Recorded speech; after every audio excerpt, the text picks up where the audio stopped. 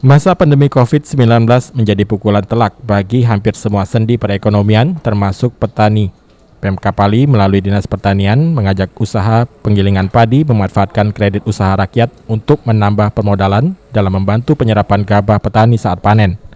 Kepala Dinas Pertanian Pali Ahmad Joni mengatakan dalam membantu menyerap gabah petani, pemerintah secara sistematis memetakan kondisi tanam dan luas panen. Kemudian ditetapkan target penyerapan gabah per kecamatan. Pemkab melakukan kesepakatan bersama Bank Sumsel Babel untuk membantu usaha penggilingan padi yang kekurangan modal untuk menyerap gabah petani dalam jumlah banyak dengan memanfaatkan kredit usaha rakyat. Sesuai skema kredit pinjaman KUR bisa sampai 300 juta, bahkan jika ada pelaku usaha penggilingan yang ingin berinvestasi tambahan seperti perluas gudang bisa mengakses KUR. Menurut Ahmad Joni, disinilah peran pemerintah dari aspek panen dan pasca panen dengan mendorong pelaku usaha penggilingan padi memanfaatkan KUR. Ahmad Joni berharap jika usaha penggilingan kuat, penanganan pasca panen akan kuat. Dengan demikian, masalah naik turunnya gabah bisa ditangani dengan baik.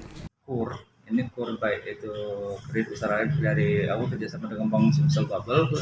Ini antara petani dengan penggiling padi itu sudah melakukan kerjasama untuk menyerap hasil produk dari padi sawah ini. Ada peningkatan Pak, ada peningkatan. Ini untuk sementara ini ya masih kita meningkat ini terkait dengan produksi padi kita yang ini. Aji Pal TV.